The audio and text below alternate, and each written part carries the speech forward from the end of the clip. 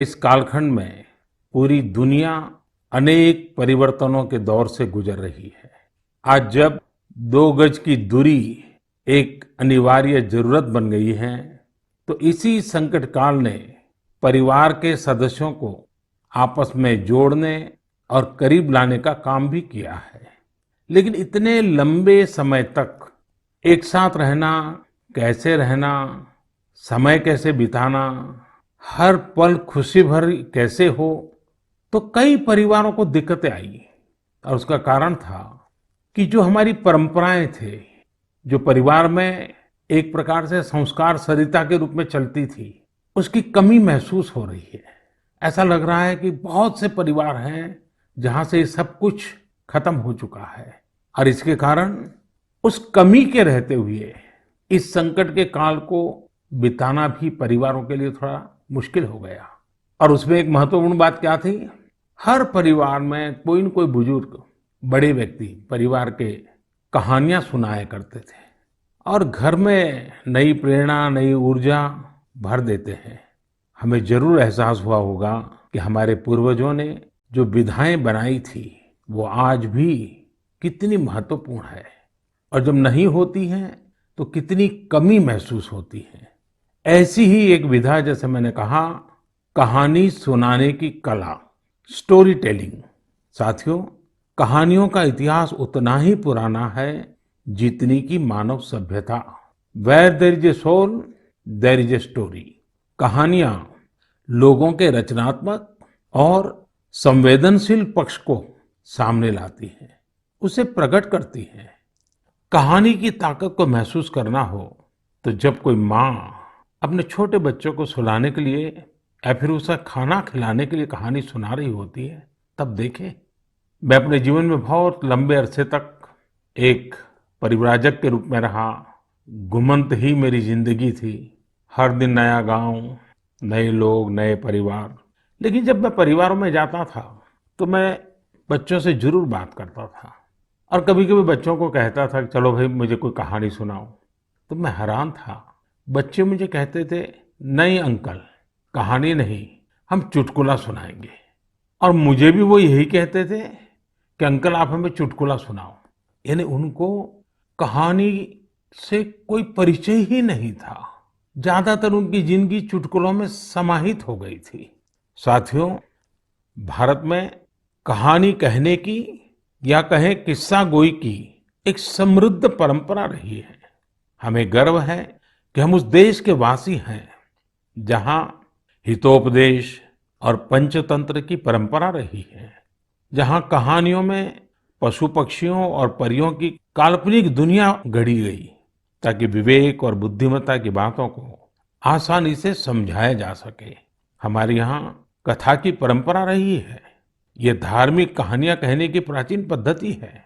इसमें कथाकालक्षेपम भी शामिल रहा है। हमारे यहाँ तरह तरह की लोक कथाएं प्रचलित हैं। तमिलनाडु और केरल में कहानी सुनाने की बहुत ही रोचक पद्धति है। इसे विल्लू पाठ कहा जाता है। इसमें कहानी और संगीत का बहुत ही आकर्षक सामंजस्य होता है। भारत में कठपुतली की जीवंत परंपरा भी रही है। इन दिनों साइंस और साइंस फिक्शन से जुड़ी कहानियां एवं कहानी कहने की विधा लोकप्रिय हो रही है। मैं देख रहा हूं कि कई लोग किस्सा गोई की कला को आगे बढ़ाने के लिए सराहनीय पहल कर रहे हैं। मुझे gaathastory.in जैसी वेबसाइट के बारे में जानकारी मिली, जिसे अमर व्यास बाकी लोगों के साथ मिलकर चलाते हैं। अमर व्यास IIM अहमदाबाद से MBA करने के बाद विदेशों में चले गए, फिर वापस आए। इस समय बेंगलुरु में रहते हैं और समय निकालकर कहानियों से जुड़ा इस प्रकार का रोचक कार्य कर रहे हैं। कई ऐसे प्रयास भी हैं जो ग्रामीण भारत की कहानियों को खूब प्रचलित कर रहे हैं। वैशाली व्यवहारे देशपांडे जैसे कई लोग हैं जो इसे मराठी में भी लोकप्रिय बना रहे हैं। चेन्नई की श्री विद्या वीर राघवन भी हमारी संस्कृति से जुड़ी कहानियों को प्रचारित प्रसारित करने में जुटी है। वहीं कथालय और the Indian story telling network नाम की 2 वेबसाइट भी इस क्षेत्र में जबरदस्त कार्य कर रही हैं। गीता रामानुजम ने kathalaya.org में कहानियों को केंद्रित किया है। वहीं the Indian story telling network के जरिए भी अलग-अलग शहरों के स्टोरी टेलर्स का नेटवर्क तैयार किया जा रहा है। बेंगलुरु में एक विक्रम श्रीधर है, जो बापू से जुड़ी कहानियों को लेकर बहुत उत्साहित हैं। और भी कई लोग इस क्षेत्र में काम कर रहे होंगे। आप जरूर उनके बारे में सोशल मीडिया पर शेयर करें। आज हमारे साथ बेंगलुरु स्टोरी टेलिंग सोसाइटी की बहन अपर्णा अथरे और अन्य सदस्य जुड़े हैं। आइए उन्हीं से बात करते हैं और जानते हैं उनके अनुभव। हेलो। नमस्कार आदरणीय प्रधानमंत्री जी, कैसे हैं आप? मैं ठीक हूँ, आप कैसे हैं अपर्णा जी? बिल्कुल बढ़िया सर जी। सबसे पहले मैं बैंगलोर स्टोरी टेलिंग सोसाइटी की ओर से धन्यवाद देना चाहती हूँ कि आपने हमारे जैसे कलाकारों को इस मंच पे बुलाया है और बात कर रहे हैं। और मैंने सुना है कि आज तो शायद आपकी पूरी टीम भी आपके साथ बैठी हुई है। जी जी बिल्कुल बिल्कुल सर। तो अच्छा होगा कि आपकी टीम का परिचय करवा दें, ताकि मन की बात के जो श्रोता है उनको परिचय हो जाए कि आप लोग कैसा बड़ा अभियान चला रहे हैं। सर, मैं अपर्णा अत्रेया हूँ। मैं 2 बच्चों की माँ हूँ, एक भारतीय वायुसेना के अफसर की बीवी हूँ और एक पैशनेट स्टोरी टेलर हूँ सर। स्टोरी टेलिंग की शुरुआत 15 साल पहले हुई थी, जब मैं सॉफ्टवेयर इंडस्ट्री में काम कर रही थी। तब मैं CSR प्रोजेक्ट्स में वॉलंटरी काम करने के लिए जब गई थी, तब हजारों बच्चों को कहानियों की माध्यम से शिक्षा देने के मौका मिला। और ये कहानी जो मैं बता रही थी वो अपनी दादी माँ से सुनी थी। लेकिन जब कहानी सुनने वक्त मैं जो खुशी उन बच्चों में देखा, मैं क्या बोलूँ आपको, कितनी मुस्कुराहट थी, कितनी खुशी थी। तो उसी समय मैंने तय किया कि स्टोरी टेलिंग मेरे जीवन का एक लक्ष्य होगा सर। आपकी टीम में और कौन है वहाँ? मेरे साथ हैं शैलजा संपत। नमस्कार सर। नमस्ते जी। मैं शैलजा संपत बात कर रही हूँ। मैं तो पहले टीचर थी, उसके बाद जब मेरे बच्चे बड़े हुए तब मैंने थिएटर में काम शुरू किया और फाइनली कहानियों को सुनाने में सबसे ज्यादा संतृप्त मिला। धन्यवाद। मेरे साथ सौम्या है। नमस्कार सर। नमस्ते जी। मैं हूँ सौम्या श्रीनिवासन। मैं एक साइकोलॉजिस्ट हूँ। मैं जो काम करती हूँ बच्चों और बड़े लोगों के साथ, उसमें मैं कहानियों के द्वारा मनुष्य के नव रसाओं को जगाने में कोशिश करती हूँ और उसके साथ चर्चे भी करती हूँ। ये मेरी लक्ष्य है, healing and transformative story telling. नमस्ते सर। नमस्ते जी। मेरा नाम अपर्णा जयशंकर है। वैसे तो मेरे सौभाग्य है कि मैं अपनी नाना नानी और दादी के साथ इस देश के विभिन्न भागों में पली हूँ, इसीलिए रामायण, पुराणों और गीता की कहानियाँ मुझे विरासत में हर रात को मिलती थी। और बैंगलोर स्टोरी टेलिंग सोसाइटी जैसी संस्था है तो मुझे तो स्टोरी टेलर बनना ही था। मेरे साथ मेरे साथी लावण्या प्रसाद है। लावण्या जी नमस्ते। नमस्ते सर।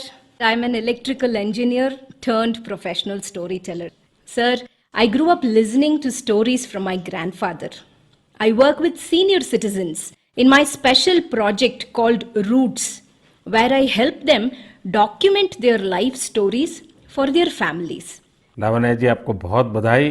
और जैसा आपने कहा, मैंने भी एक बार मन की बात में सबको कहा था कि आप परिवार में अपने दादा दादी नाना नानी है तो उनसे उनके बचपन की कहानियाँ पूछिए और उसको टैप कर लीजिए, रिकॉर्ड कर लीजिए, बहुत काम आएगा, ये मैंने कहा था।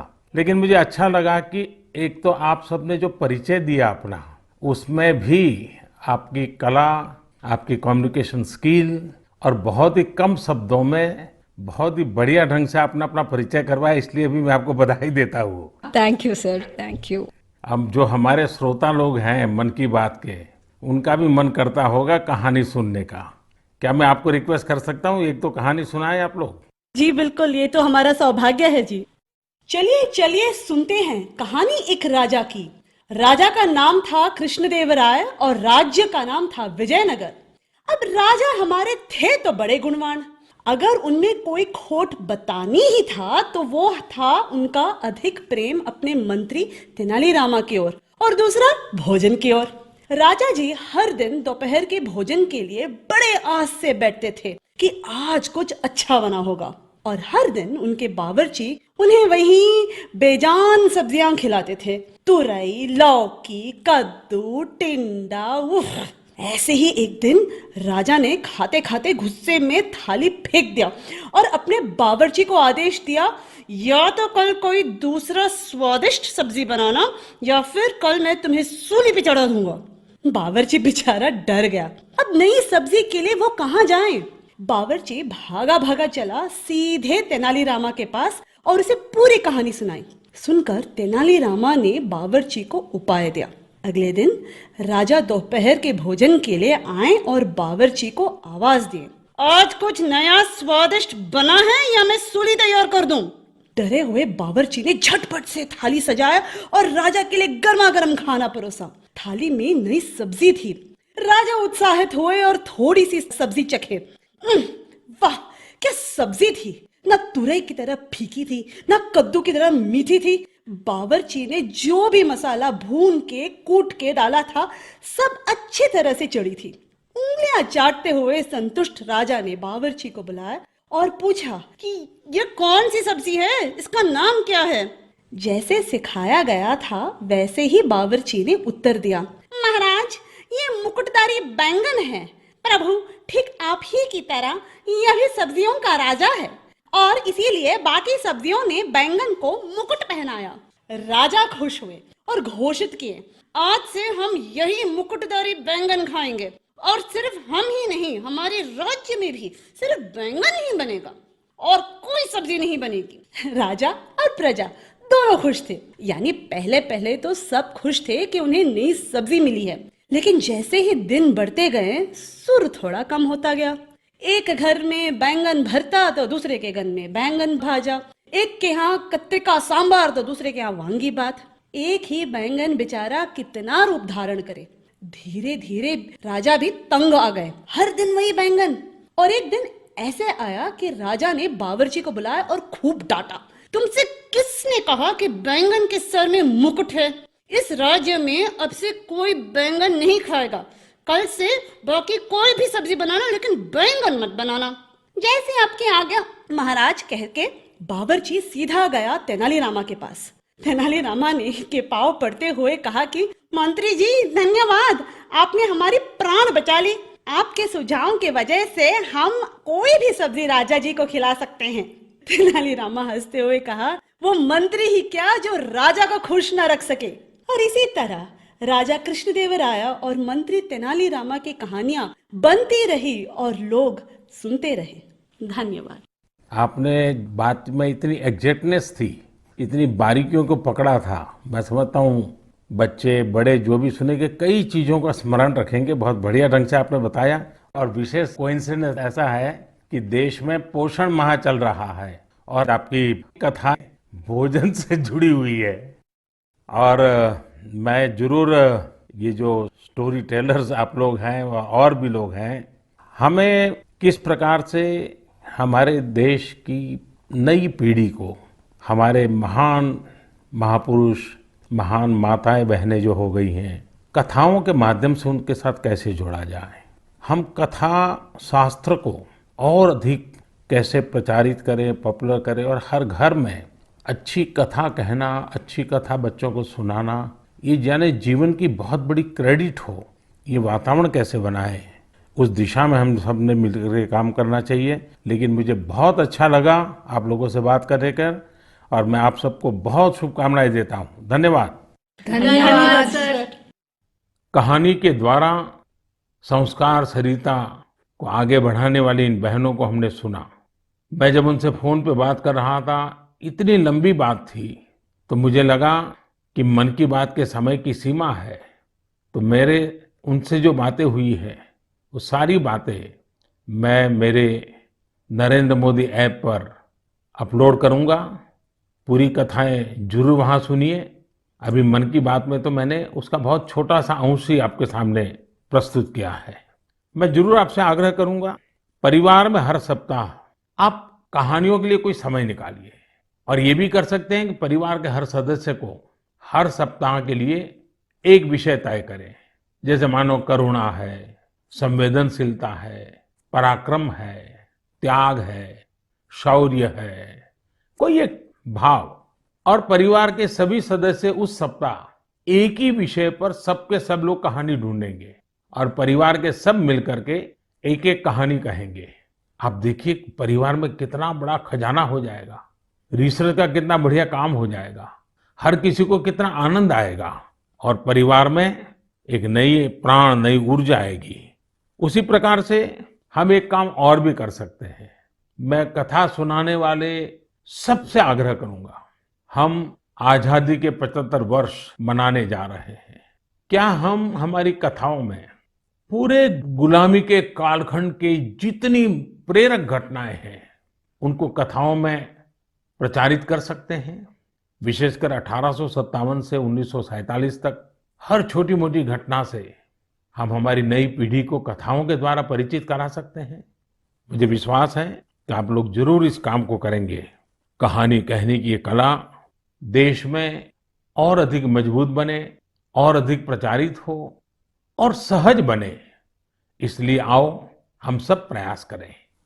मेरे प्यारे देशवासियों, आइए कहानियों की दुनिया से अब हम 7 समंदर पार चलते हैं।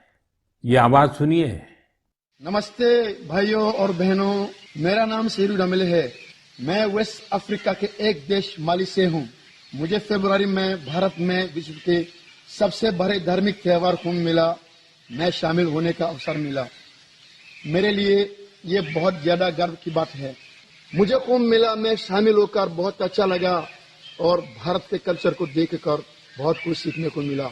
मैं विनती करना चाहता हूँ कि हम लोगों को एक बार फिर भारत विजिट करने का अवसर दिया जाए ताकि हम और भारत के बारे में सीख सकें। नमस्ते। है ना मजेदार? तो ये थे माली के सेदू देम्बेले। माली भारत से दूर पश्चिम अफ्रीका का एक बड़ा और लैंडलॉक्ड देश है।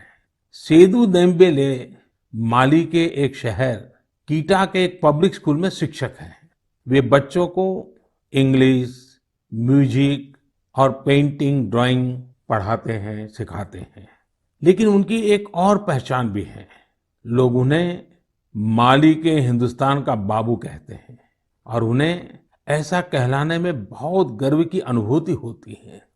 प्रत्येक रविवार को दोपहर बाद वे माली में 1 घंटे का रेडियो कार्यक्रम प्रस्तुत करते हैं। इस कार्यक्रम का नाम है Indian frequency on Bollywood songs. इसे वे पिछले 23 वर्षों से प्रस्तुत करते आ रहे हैं। इस कार्यक्रम के दौरान वे फ्रेंच के साथ साथ माली की लोकभाषा बमबारा में भी अपनी कमेंट्री करते रहे और बड़े नाटकीय ढंग से करते हैं। भारत के प्रति उनके मन में अगाध प्रेम है। भारत से उनके गहरे जुड़ाव की एक और वजह ये भी है कि उनका जन्म भी 15 अगस्त को हुआ था। सेदू जी ने 2 घंटे का एक और कार्यक्रम अब प्रत्येक रविवार रात 9 बजे शुरू किया है। इसमें वे बॉलीवुड की एक पूरी फिल्म की कहानी फ्रेंच और बमबारा में सुनाते हैं।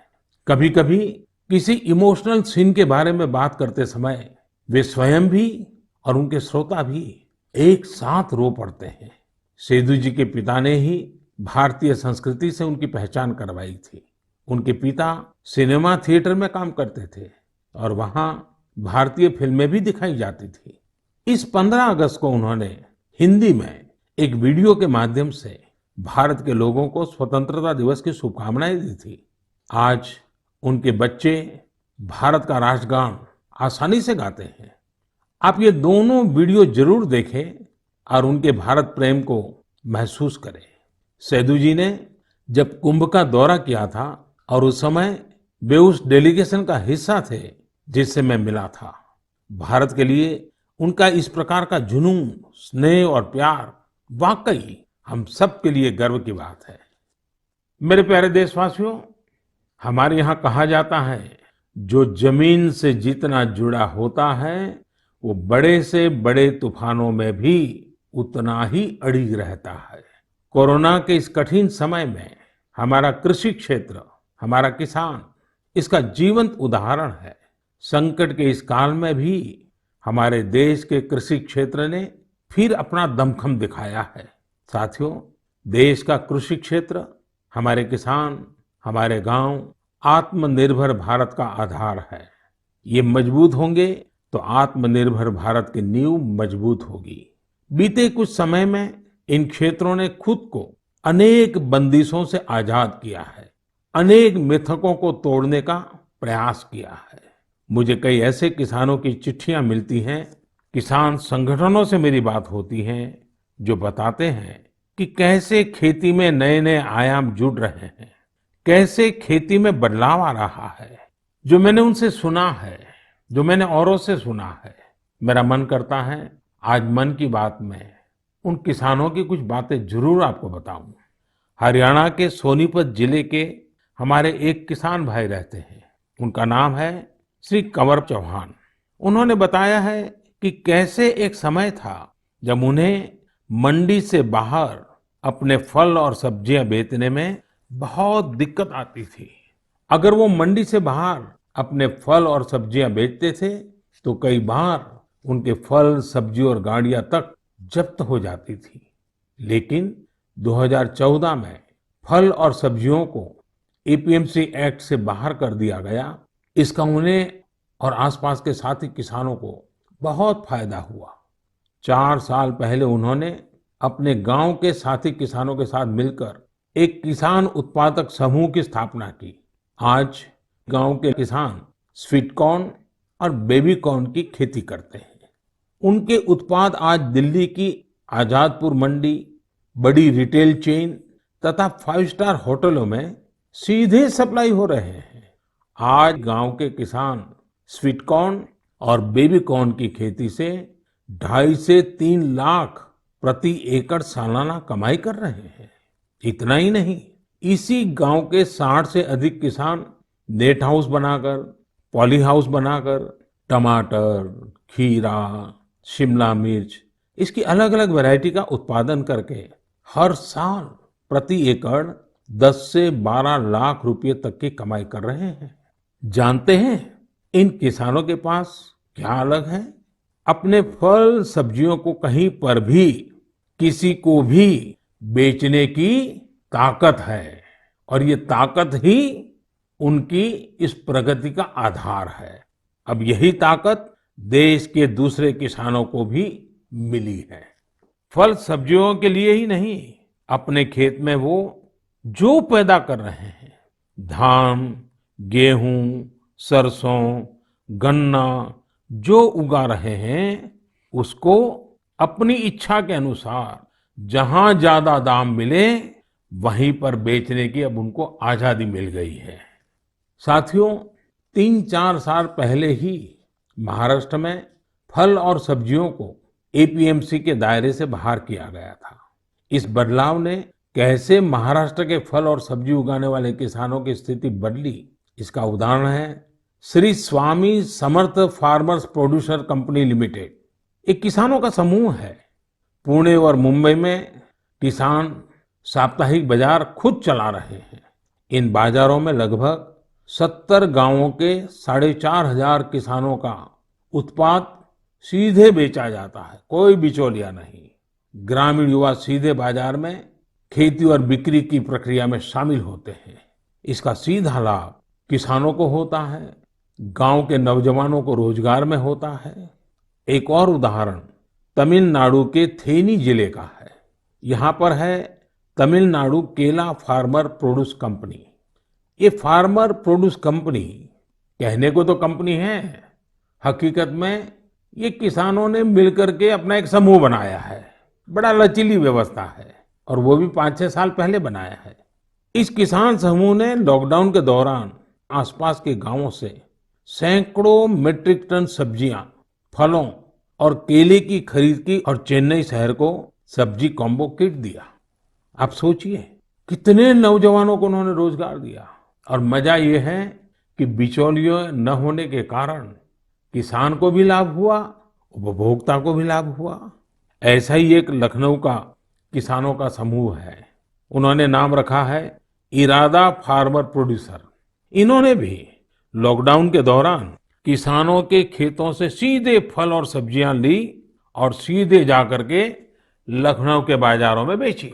बिचौलियों से मुक्ति हो गई और मन चाहे उतने दाम उन्होंने प्राप्त किए।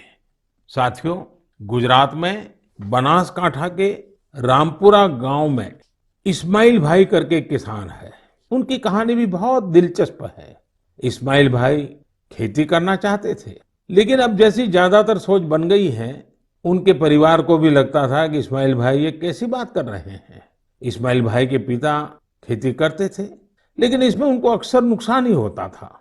तो पिताजी ने मना भी किया, लेकिन परिवार वालों के मना करने के बावजूद इस्माइल भाई ने तय किया कि वो तो खेती ही करेंगे। इस्माइल भाई ने सोच लिया था कि खेती घाटे का सौदा है। वही सोच और स्थिति दोनों को बदल कर दिखाएंगे। उन्होंने खेती शुरू की, लेकिन नए तरीकों से, इनोवेटिव तरीके से। उन्होंने ड्रिप से सिंचाई करके आलू की खेती शुरू की और आज उनके आलू एक पहचान बन गए हैं। वो ऐसे आलू उगा रहे हैं जिनकी क्वालिटी बहुत ही अच्छी होती है। इस्माइल भाई ये आलू सीधे बड़ी बड़ी कंपनियों को बेचते हैं। बिचौलियों का नामो निशान नहीं, और परिणाम अच्छा मुनाफा कमा रहे हैं। अब तो उन्होंने अपने पिता का सारा कर्जा भी चुका दिया है। और सबसे बड़ी बात जानते हैं, इस्माइल भाई आज अपने इलाके के सैकड़ों और किसानों की भी मदद कर रहे हैं। उनकी भी जिंदगी बदल रहे हैं। साथियों, आज की तारीख में खेती को हम जितना आधुनिक विकल्प देंगे, उतना ही वो आगे बढ़ेगी। उसमें नए नए तौर तरीके आएंगे, नए इनोवेशंस जुड़ेंगे। मणिपुर के रहने वाली विजय शांति एक नए इनोवेशन के चलते खूब चर्चा में है। उन्होंने कमल की नाल से धागा बनाने का स्टार्टअप शुरू किया है। आज उनके इनोवेशन के चलते कमल की खेती और टेक्सटाइल में एक नया ही रास्ता बन गया है। मेरे प्यारे देशवासियों, मैं आपको अतीत के एक हिस्से में ले जाना चाहता हूँ। 101 साल पुरानी बात है। 1919 का साल था। अंग्रेजी हुकूमत ने जलियांवाला बाग में निर्दोष लोगों का कत्लेआम किया था। इस नरसंहार के बाद एक 12 साल का लड़का उस घटना स्थल पर गया। वह खुशमिजाज और चंचल बालक, लेकिन उसने जलियांवाला बाग में जो देखा वह उसकी सोच के परे था। वह स्तब्ध था, यह सोचकर कि कोई भी इतना निर्दयी कैसे हो सकता है। वह मासूम गुस्से की आग में जलने लगा था। उसी जलियांवाला बाग में उसने अंग्रेजी शासन के खिलाफ लड़ने की कसम खाई। क्या आपको पता चला कि मैं किसकी बात कर रहा हूं? हाँ, मैं शहीद वीर भगत सिंह की बात कर रहा हूं। कल 28 सितंबर को हम शहीद वीर भगत सिंह की जयंती मनाएंगे। मैं समस्त देशवासियों के साथ साहस और वीरता की प्रतिमूर्ति शहीद वीर भगत सिंह को नमन करता हूं। क्या आप कल्पना कर सकते हैं, एक हुकूमत जिसका दुनिया के इतने बड़े हिस्से पर शासन था, इसके बारे में कहा जाता था कि उनके शासन में सूर्य कभी अस्त नहीं होता। इतनी ताकतवर हुकूमत एक 23 साल के युवक से भयभीत हो गई थी। शहीद भगत सिंह पराक्रमी होने के साथ साथ विद्वान भी थे, चिंतक थे। अपने जीवन की चिंता किए बगैर भगत सिंह और उनके क्रांतिवीर साथियों ने ऐसे साहसिक कार्यों को अंजाम दिया जिनका देश की आजादी में बहुत बड़ा योगदान रहा। शहीद वीर भगत सिंह के जीवन का एक और खूबसूरत पहलू यह है कि वे टीम वर्क के महत्व को बखूबी समझते थे। लाला लाजपत राय के प्रति उनका समर्पण हो या फिर चंद्रशेखर आजाद, सुखदेव, राजगुरु समेत कई क्रांतिकारियों के साथ उनका जुड़ाव उनके लिए कभी व्यक्तिगत गौरव महत्वपूर्ण नहीं रहा। वे जब तक जिए सिर्फ एक मिशन के लिए जिए और उसी के लिए उन्होंने अपना बलिदान दे दिया। वह मिशन था भारत को अन्याय और अंग्रेजी शासन से मुक्ति दिलाना। मैंने नमो ऐप पर हैदराबाद के अजय एस जी का एक कमेंट पढ़ा। अजय जी लिखते हैं, आज के युवा कैसे भगत सिंह जैसे बन सकते हैं। देखिए, हम भगत सिंह बन पाए या न बन पाए, लेकिन भगत सिंह जैसा देश प्रेम, देश के लिए कुछ कर गुजरने का जज्बा जरूर हम सबके दिलों में हो। शहीद भगत सिंह को यही हमारी सबसे बड़ी श्रद्धांजलि होगी। 4 साल पहले लगभग यही समय था जब सर्जिकल स्ट्राइक के दौरान दुनिया ने हमारे जवानों के साहस, शौर्य और निर्भीकता को देखा था। हमारे बहादुर सैनिकों का एक ही मकसद और एक ही लक्ष्य था, हर कीमत पर भारत मां के गौरव और सम्मान की रक्षा करना। उन्होंने अपनी जिंदगी की जरा भी परवाह नहीं की। वे अपने कर्तव्य पथ पर आगे बढ़ते गए और हम सब ने देखा कि किस प्रकार वे विजयी होकर के सामने आए, भारत माता का गौरव बढ़ाया। मेरे प्यारे देशवासियों, आने वाले दिनों में हम देशवासी कई महान लोगों को याद करेंगे जिनका भारत के निर्माण में अमिट योगदान है। 2 अक्टूबर हम सबके लिए पवित्र और प्रेरक दिवस होता है। यह दिन माँ भारती के 2 सपूतों महात्मा गांधी और लाल बहादुर शास्त्री को याद करने का दिन है। पूज्य बापू के विचार और आदर्श आज पहले से कहीं ज्यादा प्रासंगिक है। महात्मा गांधी का जो आर्थिक चिंतन था, अगर उस स्पिरिट को पकड़ा गया होता, समझा गया होता, उस रास्ते पर चला गया होता, तो आज आत्मनिर्भर भारत अभियान की जरूरत ही नहीं पड़ती। गांधी जी के आर्थिक चिंतन में भारत की नस नस की समझ थी, भारत की खुशबू थी। पूज्य बापू का जीवन हमें याद दिलाता है कि हम ये सुनिश्चित करें कि हमारा हर कार्य ऐसा हो जिससे गरीब से गरीब व्यक्ति का भला हो। वहीं शास्त्री जी का जीवन हमें विनम्रता और सादगी का संदेश देता है। 11 अक्टूबर का दिन भी हमारे लिए बहुत ही विशेष होता है। इस दिन हम भारत रत्न लोकनायक जयप्रकाश जी को उनकी जयंती पर स्मरण करते हैं। जेपी ने हमारे लोकतांत्रिक मूल्यों की रक्षा में अग्रणी भूमिका निभाई है। हम भारत रत्न नानाजी देशमुख को भी याद करते हैं, जिनकी जयंती भी 11 तारीख को ही है। नानाजी देशमुख जयप्रकाश नारायण जी के बहुत निकट साथी थे।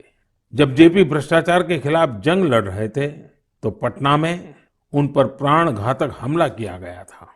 तब नानाजी देशमुख ने वो वार अपने ऊपर ले लिया था।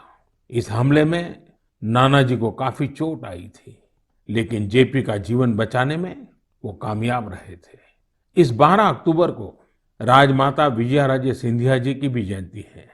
उन्होंने अपना पूरा जीवन लोगों की सेवा में समर्पित कर दिया। वे एक राज परिवार से थी। उनके पास संपत्ति, शक्ति और दूसरे संसाधनों की कोई कमी नहीं थी, लेकिन फिर भी उन्होंने अपना जीवन एक माँ की तरह वात्सल्य भाव से जन सेवा के लिए खपा दिया। उनका हृदय बहुत उदार था। इस 12 अक्टूबर को उनके जन्म शताब्दी वर्ष के समारोह का समापन दिवस होगा। और आज जब मैं राजमाता जी की बात कर रहा हूँ तो मुझे भी एक बहुत ही भावुक घटना याद आती है। वैसे तो उनके साथ बहुत सालों तक काम करने का मौका मिला, कई घटनाएं हैं, लेकिन मेरा मन करता है मैं आज एक घटना का जरूर जिक्र करूं। कन्याकुमारी से कश्मीर हम एकता यात्रा लेकर के निकले थे। डॉक्टर मुरली मनोहर जोशी जी के नेतृत्व में यात्रा चल रही थी। दिसंबर जनवरी कड़ाके के ठंड के दिन थे। हम रात को करीब 12-1 बजे मध्य प्रदेश ग्वालियर के पास शिवपुरी पहुंचे। निवास स्थान पर जाकर के, क्योंकि दिन भर की थकान होती थी, नहा धो करके सोते थे और सुबह की तैयारी कर लेते थे। करीब 2 बजे होंगे, मैं नहा धो करके सोने की तैयारी कर रहा था तो दरवाजा किसी ने खटखटाया। मैंने दरवाजा खोला तो राजमाता साहब सामने खड़ी थी। कड़ाके की ठंड के दिन और राजमाता साहब को देख करके मैं हैरान था। मैंने माँ को प्रणाम किया। मैंने कहा, माँ आधी रात में? उन्होंने कहा, नहीं बेटा, आप ऐसा करो मोदी जी, दूध पी लीजिए, ये गर्म दूध पी करके ही सो जाइए। हल्दी वाला दूध खुद लेकर के आई। और लेकिन जब दूसरे दिन मैंने देखा तो वो सिर्फ मुझे नहीं, हमारी यात्रा की व्यवस्था में जो 30-40 लोग थे, उसमें ड्राइवर भी थे और भी कार्यकर्ता थे, हर एक के कमरे में जाकर के खुद ने रात को 2 बजे सबको दूध पिलाया। माँ का प्यार क्या होता है, वात्सल्य क्या होता है, उस घटना को मैं कभी नहीं भूल सकता हूँ। यह हमारा सौभाग्य है कि ऐसे महान विभूतियों ने हमारी धरती को अपने त्याग और तपस्या से सींचा है।